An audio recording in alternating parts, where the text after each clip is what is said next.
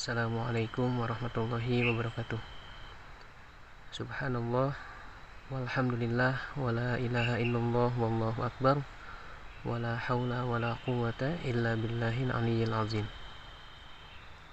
Sahabatku sekalian, alhamdulillah, puji syukur pada Allah yang masih sampai saat ini memberikan kita berbagai macam karunia dan melimpahkan berbagai macam nikmat, dari mulai sekecil-kecilnya nikmat hingga yang sebesar-besarnya nikmat, yakni nikmat iman dan Islam. Semoga salawat dan salam tetap terlimpah curah kepada baginda alam habibana wa nabiyana Muhammad sallallahu alaihi wasallam, kepada keluarganya, para sahabatnya, tabi'in, tabi'ut tabi'in, dan seluruh umatnya yang mengikuti ajaran beliau hingga yaumul akhir. Amin ya Allah ya rabbal alamin.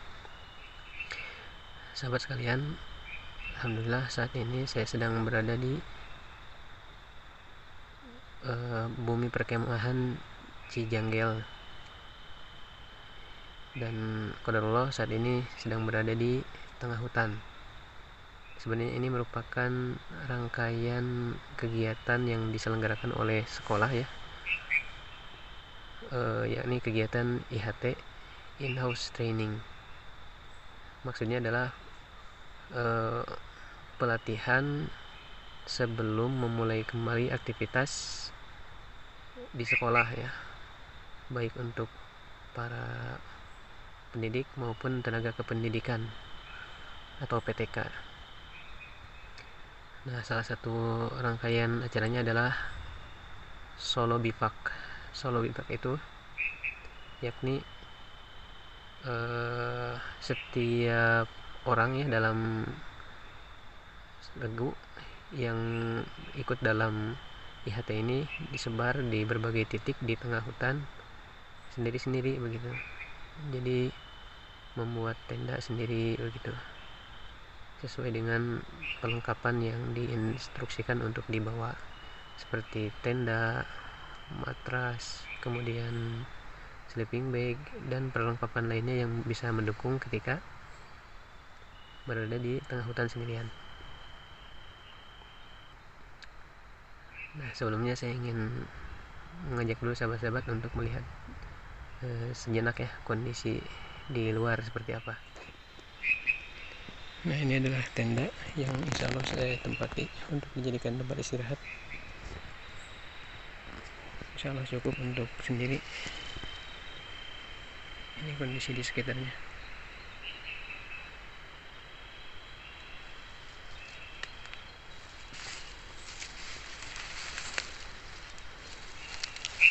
Di sana juga ada tenda teman.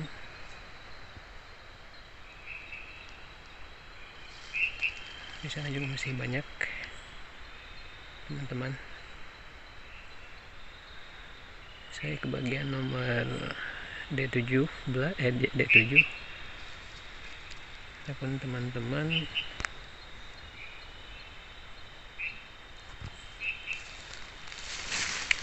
kalau nggak salah yang paling ujung itu D12 atau D10 ya. Nah, Masya Allah sahabat-sahabat, di luar ternyata sudah pada gelap. Teman-teman sudah pada mematikan lampu atau lilinnya ya, berarti sudah pada mulai istirahat seperti itu sahabat-sahabat. Jadi untuk Solo Bivak ini bagi saya ini yang kedua kalinya ya. Dulu pernah sekali di Cikole, Lembang, dalam acara Diklat Santai Karya waktu itu. Nah, jadi Solo Bivak ini insya Allah kita bakal banyak sekali hikmah yang bisa diambil dari mengikuti kegiatan Solo Bivak. Di antaranya yang pertama, kita bisa mentafakuri ciptaan Allah Subhanahu wa Ta'ala yang begitu luar biasa. Salah satunya adalah makhluk Allah yang banyak sekali di hutan ini. Di sini kita bisa merasakan ini kan kedekatan kita dengan alam ciptaan Allah.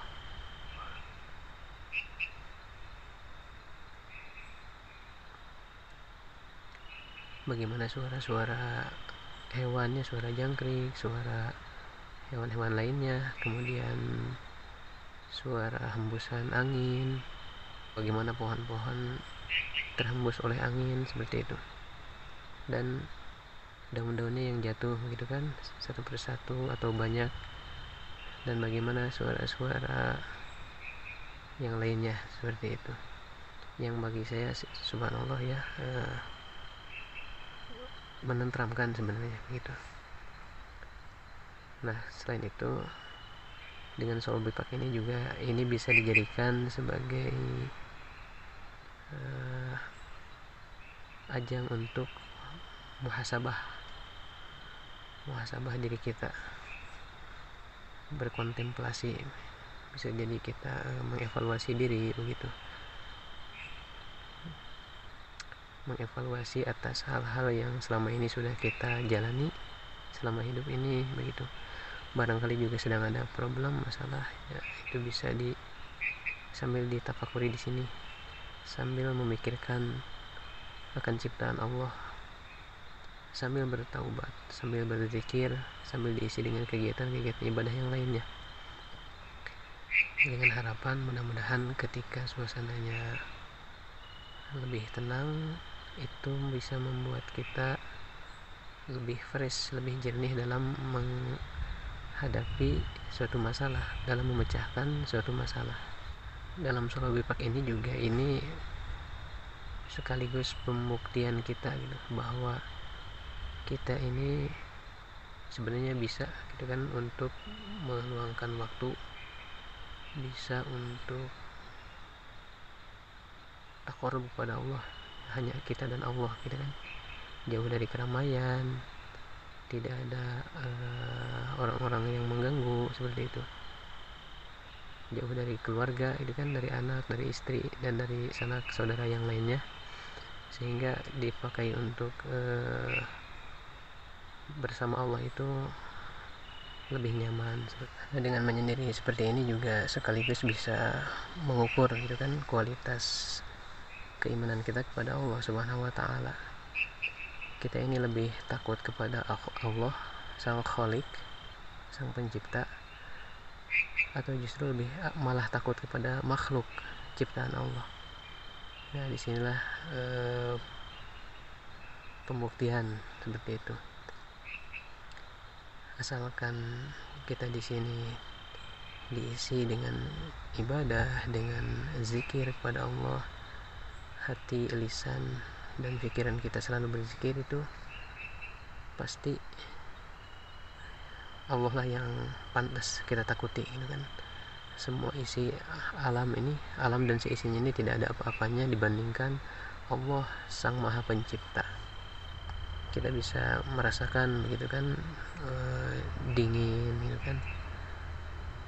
Ini tenda yang dibuat dari ponco ini insya Allah syariatnya bisa membantu kita agar tidak kehujanan, karena dari tadi juga langit sudah terdengar suara-suara petirnya begitu, menandakan berpotensi hujan gitu. Mudah-mudahan Allah SWT kalaupun menurunkan hujan itu berupa hujan rahmat. Sebenarnya sebelum Solo Bipak ini kita ada kelompok-kelompok ya, ada kalau gak salah ada 13 kelompok atau regu. Saya termasuk regu ke-10.